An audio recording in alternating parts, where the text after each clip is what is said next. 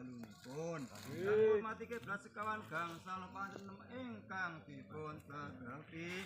Hormatipun caos hormat mugi-mugi Allah Subhanahu wa taala tansah paring barokah anggenipun caos hormat.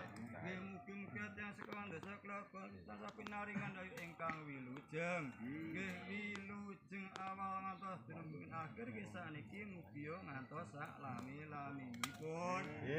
Sebab malih niat kajatipun tiyang sekawan dosa sak keluargane kempal saperlu hormat dumateng Kanjeng Nabi Muhammad sallallahu alaihi wasallam. Jelasa korona sekawan ingkang kinasihan Abu Bakar, Umar, Utsman saha Sayyidina Ali.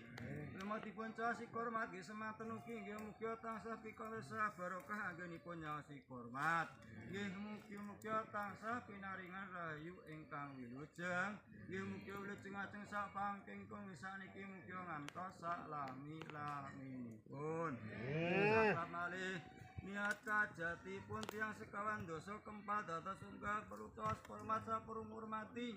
Nggih menika cikal bakal ingkang bebakali khususé dukuhan dukuh kradenan semut singket pasan tandang ngriki dumawah wonten baikang tiyang sekawan dosa ingkang gadhahi kajat. Hormat nggih semanten mugi nggih mugi tansah pikantuk barokah anggenipun hormat. Nggih mugi pramit mulujeng ajeng sak pawingkingipun nggih saniki mugi ngantos sak lami-laminipun. Malih niat kajatipun tiyang sekawan dosa kempal dados caos hormat saperlu hormat sedekah bumi nggih bumi kradenan ing mriki. Hormat nggih mugi-mugi tiyang sekawan dosa saking wong lumpuh wong telu wonten kunuluputipun sasuripun ingkang dipun ambah ingkang pundi tujuanipun tiyang sekawan sakeluarganipun mugi Allah nggih tansah paring pangapunten. Mati nggih bumi-bumi pundi ingkang dipun garap hormatipun caos hormat selamat wilujeng tiyang lami-laminipun. Malih niat kajatipun tiyang sekawan dosa kempal dados setunggal caos hormat tukang tanduk iki ngawur wedok-wedokan tok kae. Mbah Pundhen Pajang nggih Mbah Pundhen Gambiran Sujapur. Hormatipun kintun donga nggih mugi-mugi tansah ngapura dosane. Saniki mugi ngantos sak lami-laminipun.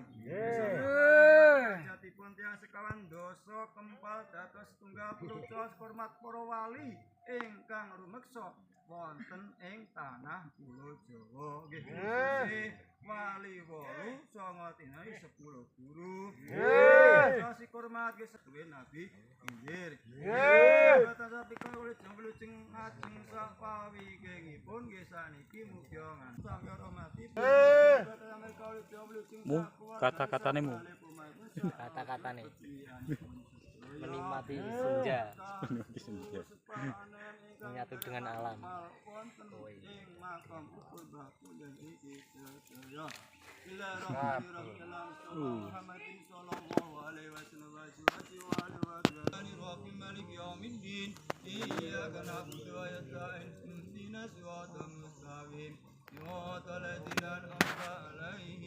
غير المغضوب عليهم ولا الضالين آمين.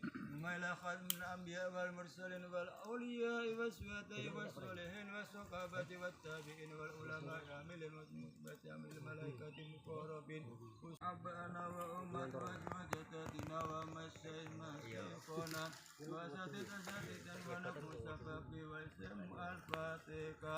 نعوذ مالك يوم الدين إياك نعبد وإياك نستعين اهدنا الصراط المستقيم صراط الذين أنعمت عليهم غير المغضوب عليهم ولا الضالين آمين. بالرضا تعالى وصفات رسول الله صلى الله عليه وسلم الفاتحة.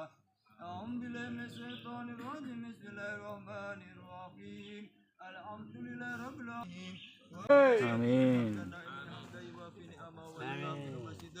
آمين. لك الحمد كما رفعت جلالي وأن رزقنا اللهم صل على سيدنا محمد وعلى آل سيدنا محمد. اللهم تقبل وصلاته من صدقه. اللهم تقبل وصلاته من صدقه.